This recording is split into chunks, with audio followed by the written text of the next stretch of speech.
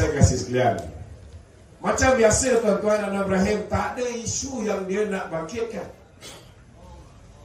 Antara isu yang disebut, saudara, yang saya boleh ulas hari ini ialah kerana isu LCS. Nak tembelang orang lumut tentang isu LCS, tak ke bodoh tu tuan-tuan. Orang lumut kalau pergi ke Pagoh, dia akan nampak kapal di limbungan ni, betul tak? Boleh nampak 6 biji kapal yang sedang dalam proses pembinaan. Untuk maklumat tuan-tuan, saudara, kapal ni memang nilai nak siapkan kapal ni 9 bilion ringgit. Kita BN dah belanja 6 bilion. Datanglah kita silap pangkah tahun 2018. Akibatnya kita dapat orang yang ada otak tapi tidak di sini. Di sini tuan-tuan, di kepala lutut. Mat Sabu juga datang sini. Mat Sabu, tuan-tuan boleh tanya nak anggota tentera. Saya rasa anggota tentera pun besar kemaluan bila ada Mat Sabu sebagai Menteri Pertahanan. Saya nak beritahu tuan-tuan, kapal ini memang ada sedikit isu. Isu dia tak ada banyak sangat. Isu dia yang menjadi bos di Boston Naval Dockyard. Boston Naval Shipyard. Yang jadi bos tu bekas Panglima Angkatan Tentera. Kepakaran dia memang dari segi bidang maritime. Dia memang pakar lah tuan-tuan. Dia mahukan supaya teknologi terkini tuan-tuan digunakan. Tetapi masa dia duduk di Boston Naval Shipyard, Panglima yang selepas itu, dia mahu kapal yang sudah teruji. Tetapi teknologi itu tahun 70-an. Jadi saya nak beritahu tuan-tuan, teknologi dah lapuk, memanglah betul dah teruji. Tapi kalau nama tu kapal perang, kalau dalam tu saudara, dia bukan hanya peperangan dari segi peperangan udara, misal peperangan bawah laut, torpedo, senjata dia termasuk di permukaan laut, dan termasuklah dari segi teknikal ni tuan-tuan. Termasuklah peperangan dari segi cyber warfare, termasuk peperangan dari segi mematikan radar dan sebagainya. Memanglah kena yang paling terkini dan paling canggih. Betul tak betul? Jadi memanglah ada sedikit bergaduh. Tetapi alhamdulillah saudara, akhirnya dipilih yang model terkini. Yang itu yang dikehendaki oleh bos kepada Panglima yang sedia ada ketika itu. Memang Panglima yang sedia ada ketika itu tak puas hati, mula bising-bising dan sebagainya. Benda ni jadi isu. Cuma persoalannya, masa Mat Sabu menjadi Menteri Pertahanan, dia tuan-tuan telah meluluskan, dia telah membuat pengumuman mengatakan bahawa kapal 6 biji ni sudah siap 52%.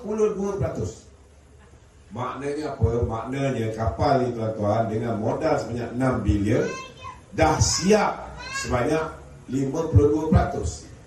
Tetapi bukan hanya barang yang untuk 52% tu sudah dibeli. Kalau kita beli, kita buat satu, kita siapkan, kita baru buat lagi satu. Kita siapkan, kita buat lagi satu. Kita siapkan sampai cukup 6 biji. Tuan-tuan, memang kita akan dapat hasil. Kita akan nampak dengan 6 bilion mungkin 3-4 biji dah siap. Tetapi nak jimatkan kos, kita kena beli barang ini secara selepu. Bila beli barang, contohlah tuan-tuan, kita beli beras 1 kampit dengan beli beras 10,000 kampit. Mana lebih murah? Mestilah 10,000 kampit sebab kita beli dengan kuantiti yang banyak. Betul tak? Jadi itu sebabnya saudara, bagi menjimatkan kos, kita mengambil keputusan, kita banner sendiri kapal tu. Kalau kapal tu di banner di luar negara, kos dia akan berlipat kali ganda. Dan bila kapal tu dibina secara serentak, kita beli barang semua sekali, bukan hanya hardware, bukan hanya untuk luaran kapal, bukan hanya untuk perabot-perabot dalam kapal, termasuk elektronik punya barang, termasuk senjata dan sebagainya, kita beli serentak. Dan bila dapat kerajaan bodoh bernama Pakatan Harapan, apa jadi tuan-tuan? Dah belanja 6 bilion, tiba-tiba tuan-tuan saudara, mereka salam lah. Bila dah buat, dah siap 6 biji kapal ni, dah siap 52%, dah belanja 6 bilion tuan-tuan saudara, apa yang berlaku? Pakatan Harapan mengambil keputusan, mereka telah pun menghentikan pembinaan kapal pada tahun 2019. Bila berhenti pembinaan kapal 2019 tuan-tuan, dah belanja 6 bilion, tinggal lagi 3 bilion kita dapat kapal sebanyak 6 biji. Cerdik ke bodoh tuan-tuan? Bodoh lah. Sebabnya kita dah belanja 6 bilion, tiba-tiba kapal ni ada lagi 48% belum siap pasang, kita dah hentikan pembinaan. Kemudian tahun 2022, Datuk Seri Ismail Sabri, kerajaan dia memutuskan kita sambung balik bina. Sebab kita perlukan kapal ini, penting untuk pasukan tentera laut di Raja Malaysia. Bila kita siap, kita mula start bulan April itu hari, belum sempat pun buat apa-apa lagi saudara, mereka dah jadikan isu mengatakan belanja dah telan belanja 6 bilion, tapi 1 biji kapal pun tak dapat. Dia kata kita menghasilkan kapal yang berteknologi terlalu tinggi sehingga kapal ini halimunan, tak nampak sama sekali. Saudara, engkau yang hentikan pembinaan kapal tu, kapal ni patut dah siap. Tapi bila dia hentikan tuan-tuan, ada barang-barang yang dah beli, ada barang-barang yang mungkin boleh expired. Betul tak? Dia ada tempoh masa tertentu, ada setengah-setengah barang, bukan semua yang boleh tahan lama. Tetapi banyak yang masih lagi boleh tahan lama. Tetapi bila dia tangguhkan, tuan-tuan pun tahu bahawa mata wang kita semakin lama semakin merudum, terutamanya bila jatuh ke tangan Pakatan Harapan. Betul tak betul? Bila kita serah kepada pada PH, 1 US dollar RM3.85. Hari ini 1 US dollar RM3.4.70. Jadi kalau ada barang-barang yang belum beli, barang-barang ni kita pun tahu tak, bukannya barang tempatan, semua barang yang diimport daripada luar. Maknanya cukup tak lagi 3 bilion tu untuk siapkan badan kapal ni tuan-tuan? Cukup ke tak cukup? Tak cukup. Kos dia akan menjadi berlipat kali ganda. Betul tak betul? Inilah akibat tuan-tuan bila kita meletakkan sesuatu bukan pada tempatnya. Bila kita letak orang yang tak tahu mentadbir negara tuan-tuan menjadi kerajaan lingkup negara. Jadi itu sebab malam ni saudara saya nak ulas satu persatu apa jua fitnah yang dibawa oleh Anwar Ibrahim. InsyaAllah semoga tuan-tuan boleh faham seberingkas dan pastikan tidak ada lagi pemimpin-pemimpin anak-anak kita, termasuklah terutama yang berusia 18 tahun ini yang baru pertama kali nak mengundi. Jangan sampai mereka ini menjadi mangsa fitnah Pakatan Harapan dan Perikatan Nasional. Soalan kedua yang saya nak jawab tuan-tuan berhubung dakwaan. Mereka mendakwa kalau kita memerintah bahawa Datuk Seri Zahid akan dibebaskan. Ini apa yang dia cakap. Mereka cakap kalau kita memerintah tuan-tuan, saya nak tanya ni boleh pakai ke ni? Boleh ya?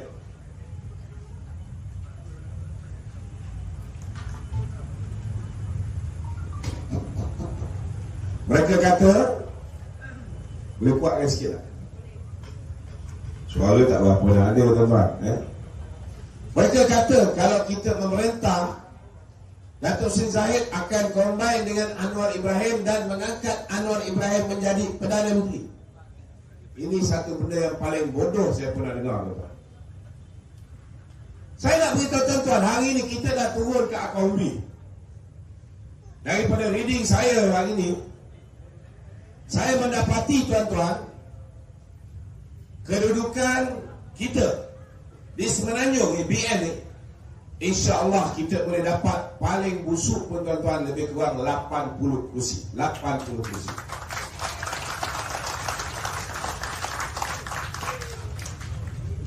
Kedudukan kita di Sarawak, kita tak bertanding. Tetapi kawan kita GPS bertanding dan kita boleh dapat lebih kurang 25 hingga 28. Kita ambil lah yang paling rendah, 25 kursi. Maknanya kita dah ada 105 kursi. Di Sabah, gandingan BN dan GPS, kita boleh dapat lebih kurang 15 kursi. Maknanya paling tidak kita boleh dapat tuan-tuan 120 kursi. Kita boleh membentuk kerajaan Malaysia yang baik. Kita ucapkan selamat datang kepada Datuk Seri Dr. Zamri Kadir. Satu tepukan dulu untuk beliau.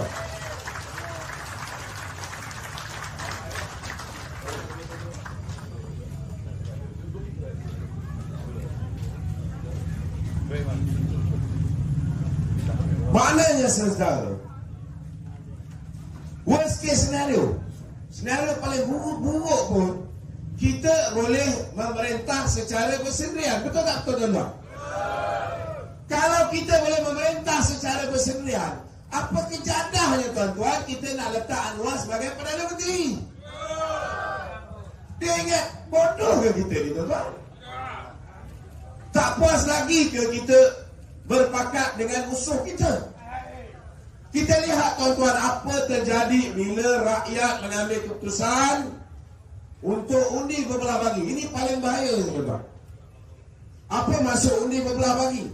Ada yang undi BN, yang setia pada BN, yang dah puas kena kencing dengan Pakatan Harapan. Dia kata apa jadi pun kali ni aku tetap akan undi Barisan Nasional. Alhamdulillah, yang ni okey.